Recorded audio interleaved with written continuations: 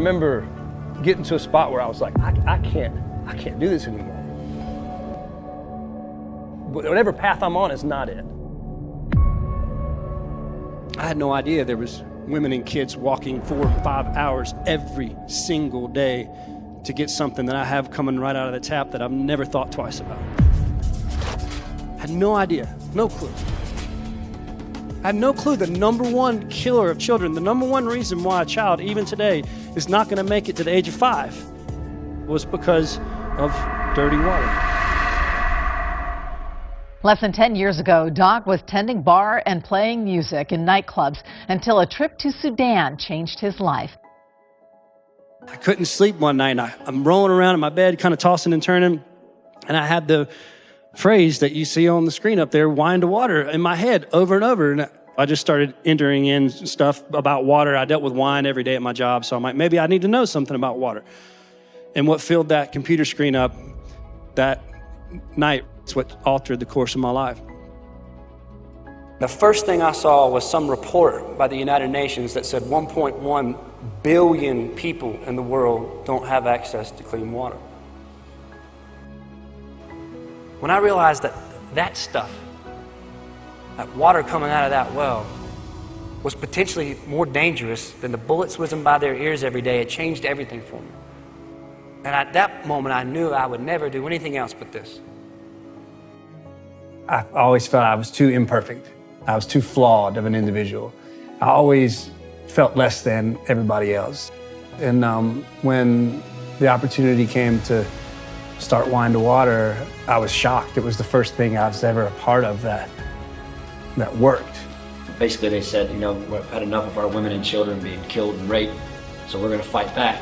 And those areas were constant conflict areas, and so they were considered too dangerous for any United Nations personnel to be in. And because of that, they didn't receive any aid at all.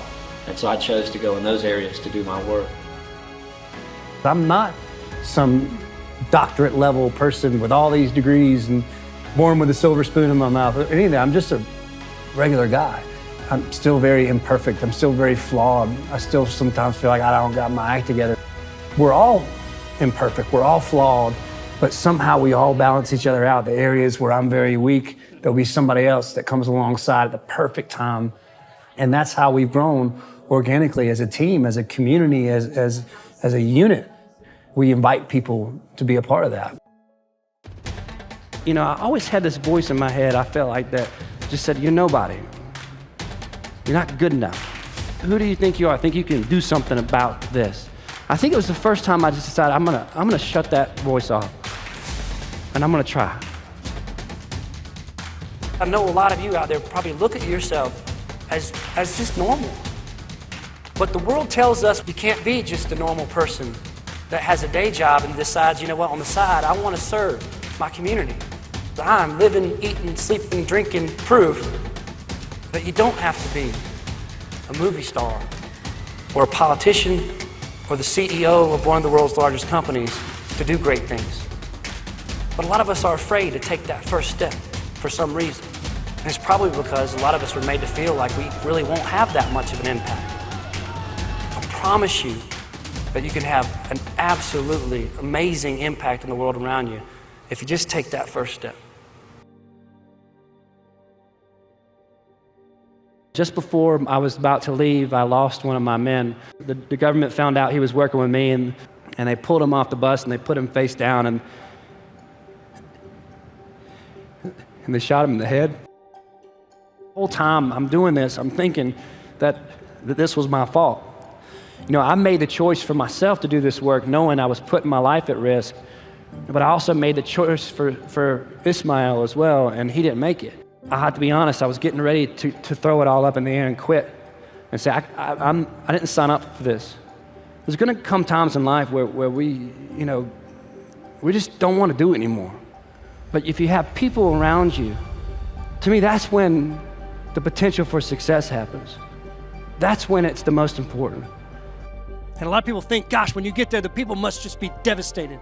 The Syria, you see the images on the news of these kids, a bomb is just blown off and they're dusty and bloody, and they must just be miserable. When I go to these hard areas, war-torn areas, this is what I see everywhere. A lot of people kind of pat us on the back. Y'all been able to help these people and do all this and teach them all these things, and that's not what's happening here.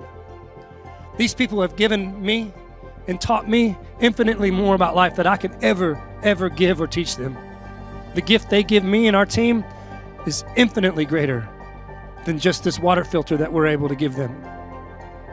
It's about something much deeper than any well we could ever dig. And you'd see these guys, they're always hardcore, and he'd be like, he'd smile and say, Nam, shukran jizera, thank you very much, come. And before we knew it, we're off in the truck and we're getting ready to slaughter a goat and have a good time, and I'm meeting his wife and his kids, and it was great, and I realized that's all it took. Life is about the people that are in it, that make it worth living. Just that simple act of sitting down and sharing a meal and sleeping in their village, showing them that I would be willing to stay with them where they are, allowed me to gain their trust. I think we do that a lot of times even here in our own jobs, that we see people as numbers. But I think too much we're always focused on that end outcome instead of just realizing that the people we work with every day are human beings. I think if we treat them that way and build relationships with them, then that end outcome comes anyway.